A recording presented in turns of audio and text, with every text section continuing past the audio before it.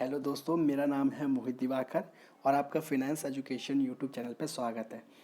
आज का जो हमारा टॉपिक है वो है कैरेक्टरिस्टिक्स या फिर फीचर्स ऑफ अकाउंटिंग। वैसे बहुत सिंपल और इजी टॉपिक है, तो चलिए स्टार्ट करते हैं। तो first characteristics, identifying financial transactions and events. Accounting में हम क्या करते हैं कि हम उन्हीं ट्रांजैक्शन को रिकॉर्ड करते हैं जो कि बिजनेस से डायरेक्ट रिलेटेड होते हैं। ठीक है, हमारे बिजनेस से रिलेटेड ट्रांजैक्शन को ही हम उसमें रिकॉर्ड करते हैं। इसलिए हमें ये आइडेंटिफाई करना पड़ता है कि भाई कौन सा ट्रांजैक्शंस हमारे बिजनेस रिलेटेड है, कौन सा नहीं है, कौन सा ट्रांजैक्शन फाइनेंशियल नेचर का है, कौन सा नहीं है। तो फर्स्ट पॉइंट ये है। ठीक है, सेकंड पॉइंट है मेजरिंग द ट्रांजैक्शंस। अब आपको क्या करना है कि जितने भी अकाउंटिंग में ये रूल होता है कि आपको जितने भी ट्रांजैक्शंस होते हैं ना, उनको मॉनेटरी टर्म्स में रिकॉर्ड करना होता है, यानी कि मनी वैल्यू के टर्म्स में रिकॉर्ड करना होता है।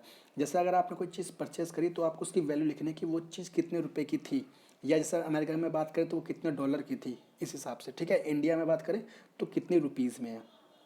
तो ये हो गया मेजरिंग द ट्रांजेक्शन्स।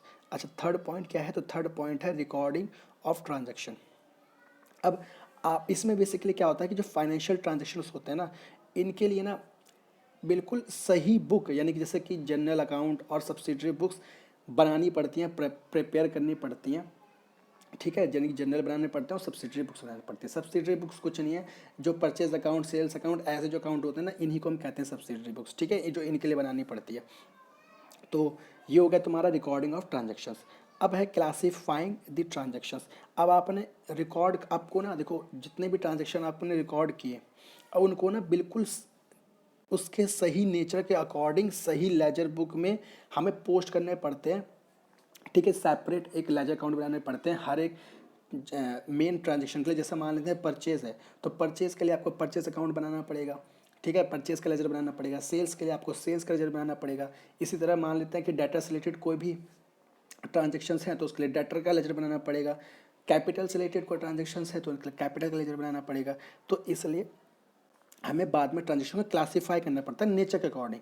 तो बस यही है। ठीक, फिफ्थ पॉइंट है इसका समराइजिंग द ट्रांजेक्शंस। अच्छा, अब आपने बना ली बहुत सारी लेजर्स बुक्स। ठीक है, सबकी आपने सेपरेट सेपरेट बना ली, परचेज के लिए अलग बना ली, कैश के लिए अलग बना ली, सेल्स के लिए अलग बना ली।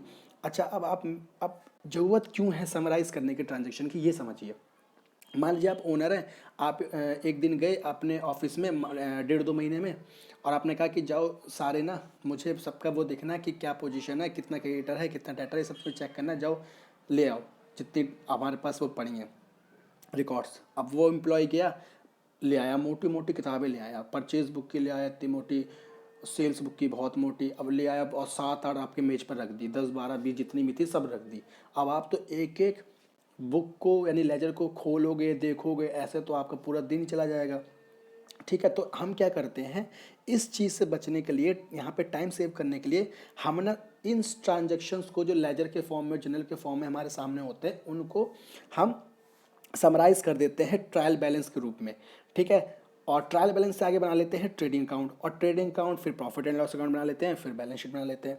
अच्छा, ट्रायल बैलेंस में क्या होता है? देखो, ट्रायल बैलेंस में क्या होता है, जितने भी लेजर्स होते हैं ना, उनका डेबिट बैलेंस या फिर क्रेडिट बैलेंस हम डायरेक्टली लिख देते हैं, बस क्लोजिंग बैलेंस लिख देते हैं। ऐसे समझ लो आप कि मान लेते हैं कि लेजर में कैश है, अब कैश का जो भी क्लोजिंग बैलेंस है ना, सिर्फ उस चीज़ को हम लिख देते हैं ट्रायल बैलेंस में। तो पूरी की पूरी जो 1 या 2 पेज की जो ट्रायल बैलेंस बनती है, वो एक तरह से समरी हो जाती है, और हमारे जितने भी लेजर हैं, हमारे जितने भी अकाउंट बने हैं उन सब का, तो उसमें ईजी हो जाता है हमें देखना। फिर उसी की हेल्प से, यानी कि ट्रायल बैलेंस की हेल्प से आगे हम ट्रेडिंग अकाउंट बना लेते हैं, प्रॉफिट एंड लॉस और बैलेंस शीट। ठीक, तो अब है 6 point analysing and interpreting financial data. अब आपने क्या करा, बैलेंस शीट वगैरह बना ली, तो अब आपको उसको भाई एनालाइज करने में इससे हेल्प होती है। ठीक है, आप इजीली देख सकते हैं और इम्पोर्टेंट डिसीजन ले सकते हैं। आपको पता चल जाएगा बैलेंस शीट देख के कि आपके पास कितना कैश है, कितना बैंक बैलेंस है, क्या है, कौन सी एसेट्स हैं, कौन सी और कितनी लाइबिलिटी हैं। ये सब चीज़ें इन्फॉर्मेशन आपको इजीली फाइनेंशियल स्टेटमेंट यानी बैलेंस शीट वगैरह से मिल जाती है। अब 7 पॉइंट है कम्युनिकेटिंग द फाइनेंशियल डेटा और रिपोर्ट्स टू द यूज़र। अब देखो मैं इसको पढ़ देता हूँ। Communicating the financial data to the users on time is the final step of the accounting so that can make appropriate decision. अब ये फाइनल स्टेप है कि आपको भाई टाइम पे आपको वो सारी इन्फॉर्मेशन मिलनी चाहिए ताकि आप जो इम्पोर्टेंट डिसीजन है वो ले सके। अगर आपको टाइम पे इन्फॉर्मेशन ही नहीं मिलेगी तो आप कैसे कोई इंपॉर्टेंट डिसीजन लेंगे। मान लेते हैं आपको ना मशीन की जरूरत थी बिजनेस में इस महीने, लेकिन आपको ये बात पता चल रही है 6-7 महीने बाद, तो क्या आप कुछ कर पाएंगे? नहीं। तो इसलिए बहुत जो ज़रूरी है कि टाइम पे ये सारी इन्फॉर्मेशन मिल जाए। ठीक है, तो ये था हमारा 7 पॉइंट। तो आज के लिए बस दोस्तों इतना ही। ठीक है, अगर आपको वीडियो पसंद आया हो तो लाइक कर देना, चैनल को सब्सक्राइब कर लेना।